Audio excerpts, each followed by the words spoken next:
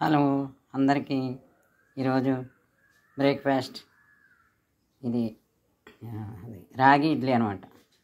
ఇదిగో పొన్నగంట ఆకు పైన వేసాను రాగి ఇడ్లీ. ఇది ఆరోగ్యానికి మంచిదే. రాగి ప్రత్యేకంగా తీసుకోలేకపోతున్నాం జావాదిని. మరి ఇలా దోశలో కానీ దీంట్లో కానీ కొంచెం కలుపుకుంటే మనకి న్యూట్రిషన్ వాల్యూ పెరుగుతుంది, పోషక విలువలు పెరుగుతాయి అన్నమాట. కాల్షియం అన్నీ అదనంగా చేరుతాయి. ఇదేమో ఆకుకూర కూడా డైలీ మనం తీసుకోలేకపోతున్నాం. ఇదిగో సాంబార్,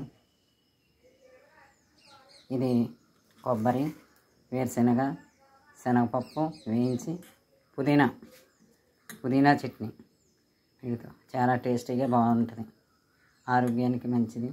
పుదీనా ఏం చేస్తుందంటే ఆకలి పుట్టించి పొట్టలో ఉన్న అనారోగ్యాన్ని తీసేస్తుంది, జీర్ణశక్తిని పెంచుతుంది, బ్యాక్టీరియాని, అదే పొట్టలో పురుగులు ఉంటాయి కదా పిల్లలకి పెద్దలకు కూడా, వాటన్నిటికీ కూడా చాలా మంచిది పుదీనాని ఎక్కువ వాడండి.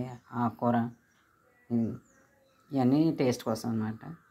ఇడ్లీ అని తక్కువగా అనకూడదు, అందరికి ఇష్టమైంది. సర్వసాధారణంగా అందరి ఇళ్ళల్లో రోజు ఎక్కువ చేసుకునేది ఇదే, పోషక విలువలు కలిగింది ఇదే, శక్తినిచ్చేది ఇదే. కాబట్టి ఈరోజు బ్రేక్ఫాస్ట్ ఇడ్లీ. అప్పుడప్పుడు వెరైటీగా అనేకం చేసుకుంటాం, కానీ అందరికి ఇష్టమైంది ఇది అని నేను అనుకుంటున్నాను. నాకు చాలా ఇష్టం. మీకు ఇష్టమైనా మళ్ళా లంచ్కి చూద్దాం. బాయ్.